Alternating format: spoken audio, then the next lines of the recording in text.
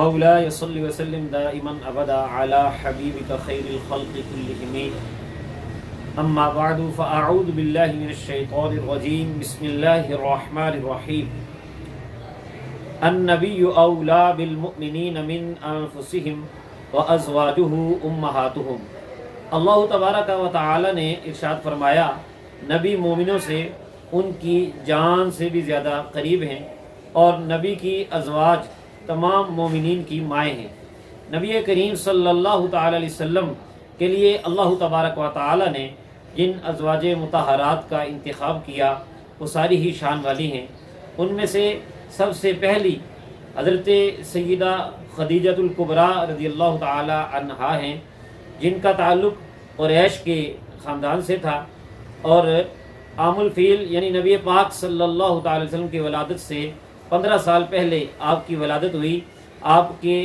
والد کا نام خویلد، جن کے والد اسد، ان کے والد عبدالعزیٰ اور ان کے والد قصی ہیں۔ قصی پر جا کر آپ کا سلسلہ نسب نبی رحمت صلی اللہ تعالی وسلم کے شجرہ نسب سے جا ملتا ہے۔ اسی طرح آپ کی والدہ کا نام فاطمہ ہے، جن کا نسب لوئی پر جا کر نبی کریم صلی اللہ تعالی علیہ وسلم کے نسب شریف سے جا ملتا ہے۔ حضرت سیدہ خدیجہ الکبریٰ رضی اللہ تعالی عنہا ایک امیر خاندان میں پلی بڑھی اور دولت مند تھیں۔ اسی طرح نبی رحمت صلی اللہ تعالی وسلم سے نکاح سے پہلے آپ کے 2 نکاح ہوئے تھے۔ ایک ابو حالہ سے ہوا جو کہ فوت ہو گئے، ان سے آپ کے 3 بیٹے تھے، ایک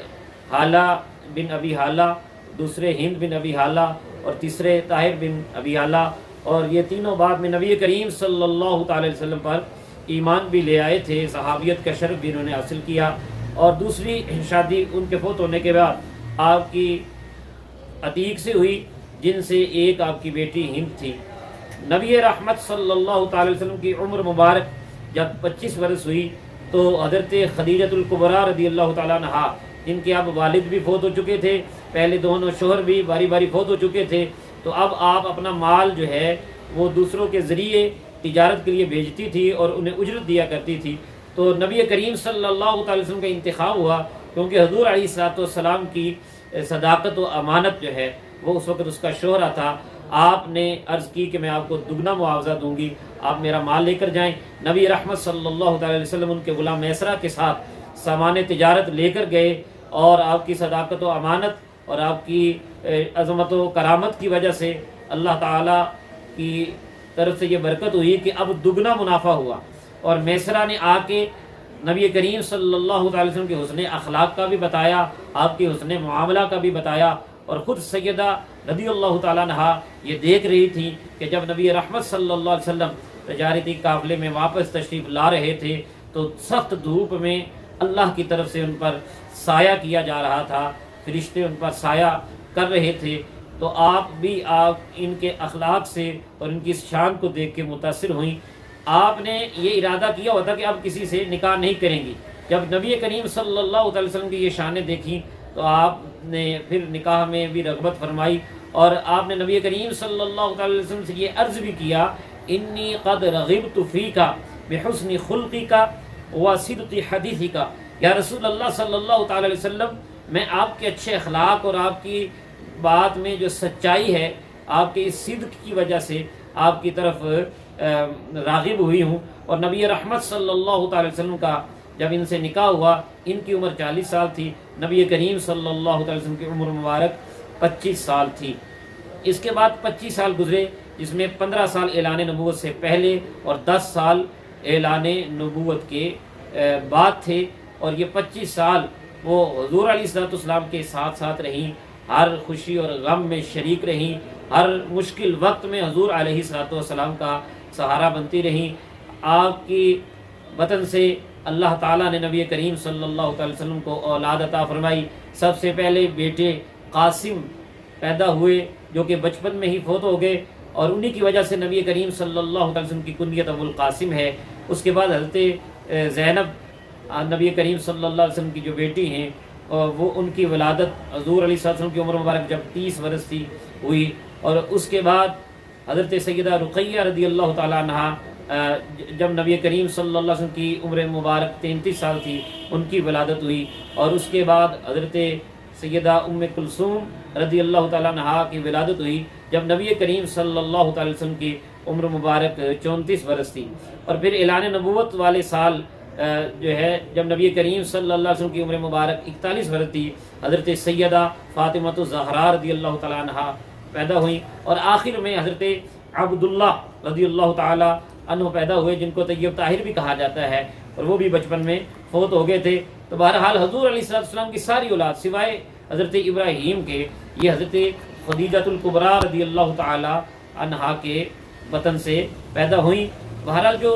چیز خاص کر دیکھنے والی ہے وہ یہ ہے کہ جو 10 سال حضور علیہ السلام کے ابتدائی اعلان نبوت کے بعد کے تھے وہ سب سے زیادہ کٹھن تھے، کیونکہ نبوت کا ایک بہت بڑا منصب، ایک بہت بڑی جو ڈیوٹی تھی حضور علیہ السلام کی، اور اس وقت سارا عرب کفار قریش آپ کے در پہ ہو گئے تھے، آپ کے خلاف ہو گئے تھے، بظاہر کوئی آپ کا ساتھ دینے والا نہیں تھا۔ میرے آقا علیہ السلام جب غار حرا سے پیغام خدا اقرا کی روشنی لے کر گھر تشریف لا رہے تھے اور آپ نے کچھ خدشات کا اظہار کیا تھا، تو اس وقت یہ سیدہ خدیجہ الکبریٰ رضی اللہ تعالیٰ عنہا تھیں، یہی وفا شعار زوجہ تھی جنہوں نے یہ تسلی دی تھی، کلا واللہ ما یخزیک اللہ ابدا، ہرگز نہیں، اللہ کی قسم اللہ آپ کو کبھی رسوا نہیں کرے گا، کیونکہ آپ کی شان کیا ہے، انک لا تصل الرحمہ، یا رسول اللہ صلی اللہ علیہ وسلم آپ تو رشتہ داروں سے حسن سلوک کرتے ہیں، وتحمل الکلا، اور آپ دوسروں کا بوجھ اٹھاتے ہیں، وتکسب المعدومہ، اور جس کے لیے کوئی کما کے دینے والا نہیں آپ اس کے لیے کما کے اسے دیتے ہیں، وتقری الضیفہ، اور آپ مہمان نوازی کرتے ہیں، وتعین علی نوائب الحق، اور مصیبت زدوں کی حق کی راہ میں جو مصیبت میں پھنسے ہوتے ہیں ان کی آپ مدد کرتے ہیں۔ یہ رسول اللہ صلی اللہ تعالی علیہ وسلم کو تسلی اور تشفی انہوں نے ہر لمحہ ہر موڑ دی، جب بھی کفار کی طرف سے کوئی تکلیف پہنچی، کوئی دکھ پہنچا، راستے میں کانٹے بچھائے گئے، آپ پر تالیاں اور سیٹیاں بجائی گئیں، آپ کے جسم مبارک پر اوجری رکھی گئی، دیگر مشکلات جو کچھ بھی ہوا، جب بھی غم کا جو طوفان آیا ہوتا تو حضور علیہ السلام سیدہ رضی اللہ تعالیٰ عنہا کے پاس آتے، آپ ایسی گفتگو عرض کرتی جس سے نبی کریم صلی اللہ علیہ وسلم کو تشفی اور تسلی حاصل ہوتی۔ اور خاص کر وہ 3 سال آپ دیکھیے کہ جب قریش نے بنی ہاشم کا سوشل بائیکاٹ کر دیا تھا، مقاطع قریش ہوا تھا، 3 سال شیب ابی طالب میں محصور ہو کر یہ خاندان رہ گیا، کھانے پینے کے سارے ذرائع قریش نے بند کر دیے تھے، وہاں کیسے گزارا کیا ہوگا، کیا کھایا ہوگا، آپ سب اس کو سوچ سکتے ہیں، لیکن اس کا آپ ادراک نہیں کر سکتے کہ کس قدر زیادہ تکالیف تھیں۔ اور حضرت سیدہ رضی اللہ تعالیٰ عنہا تو بنی ہاشم سے نہیں تھی، وہ اس وقت کہہ سکتی تھی کہ یہ مشکل آپ کے خاندان پر آئی ہے، میں میکے جاتی ہوں، میرے گھر والے بڑے امیر ہیں، میرا خاندان بڑا امیر ہے، میں وہاں رہتی ہوں۔ نہیں، آپ دکھ کی اس گھڑی میں 3 سال مسلسل نبی رحمت صلی اللہ علیہ وسلم کے ساتھ رہی ہیں، ہر مشکل میں ساتھ دیا ہے۔ اور جو اللہ تبارک و تعالیٰ نے میاں اور بیوی کا تعلق بتایا ہے، فرمایا ہن لباس لکم وانتم لباس لہن، بیویاں تمہارا لباس ہیں اور شوہرو تم بیویوں کا لباس ہو۔ یہ جو آیہ کریمہ ہے یہ بتاتی ہے کہ میاں بیوی کا آپس میں ایسا تعلق ہے کہ شوہر بیوی کا غم گسار ہوتا ہے، بیوی شوہر کی غم گسار ہوتی ہے، شوہر بیوی کے لیے پردہ دار ہوتا ہے، بیوی شوہر کے لیے اس کا پردہ رکھنے والی ہوتی ہے، دکھ درد میں شریک ہوتی ہے۔ تو اس کی سب سے اعلیٰ مثال، سب سے اعلیٰ عملی نمونہ اگر دیکھنا ہے تو یہ نبی رحمت صلی اللہ تعالی وسلم کے گھر آپ کو نظر آئے گا۔ آپ کی یہ زوجہ محترمہ جن کا شروع سے لقب طاہرہ تھا، ہر عیب سے پاک تھیں، اللہ نے ایسی شان والی بیوی آپ کے لیے چنی کہ جو کہ شروع سے طاہرہ ہیں، بت پرستی سے بھی دور تھیں، برے اخلاق سے بھی دور تھیں، اور ہر مشکل میں اپنے شوہر کا ساتھ دینے والی تھی۔ اس سے بیویوں کو بھی یہ سبق ملنا چاہیے کہ ان کا شوہر اگر ایماندار ہے اور ایمانداری کے راستے پہ چلتا ہے تو مشکل میں تانے دینے کی بجائے اور ان کو بے ایمانی کرنے کی طرف مجبور کرنے کی بجائے بیویوں کو یہ چاہیے کہ حق پر اگر شوہر ہے تو اس کی مدد کرے، چاہے مشکلات ہی آتی ہیں۔ اسی طرح شوہروں کے لیے بھی درس نبی رحمت صلی اللہ علیہ وسلم کی حیات مبارکہ میں کہ جب حضرت خدیجۃ الکبریٰ نے ہر طرح سے وفا کا اظہار کیا ہے تو نبی کریم صلی اللہ علیہ وسلم نے بھی ان کو اس پر عنایات فرمائی ہیں، ان اپنی زبان سے ان کی تعریف فرمائی ہے۔ ہمارے آج کے معاشرے میں اگرچہ بیوی سب کچھ کرے، اپنے سسرال میں آ کے سارے سسرال والوں کا بھی کام کرے، تب بھی اگر شوہر اس کی تعریف کرتا ہے تو اس کو برا سمجھا جاتا ہے، بلکہ کام سارے لیے جاتے ہیں، لیکن پھر بھی تانے تشنی کا جو ہے وہ نشانہ بنایا جاتا ہے۔ نبی رحمت صلی اللہ تعالی وسلم نے اپنی اس با وفا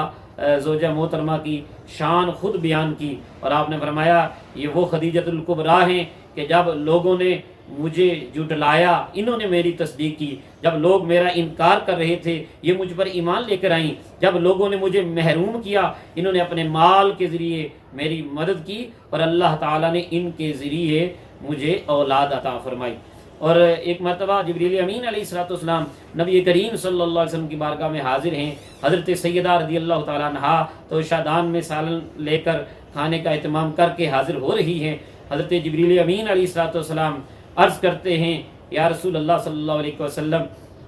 یہ خدیجہ آ رہی ہیں، ان کے پاس ایک برتن ہے جس میں سالن ہے، جب یہ آپ کے پاس آئیں گی فقرا علیہ السلام من ربها و منی، تو ان کو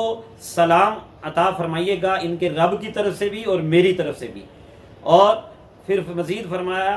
وَبَشِّرْهَا بِبَيْتٍ فِي الْجَنَّةِ مِنْ قَصَبٍ لَا صَخَبَ فِيهِ وَلَا نَصَبٍ، اور یا رسول اللہ صلی اللہ علیہ وسلم ان کو جنت کے ایک ایسے گھر کی خوشخبری بھی سنا دیجیے گا کہ جو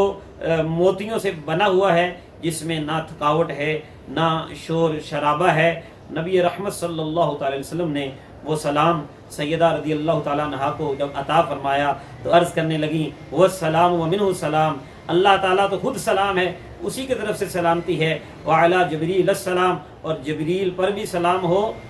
و یا رسول اللہ علیک السلام ورحمۃ اللہ وبرکاتہ، اور اے اللہ کے رسول آپ پر بھی سلام ہو، اللہ کی رحمتیں ہوں اور برکتیں ہوں۔ بہرحال 10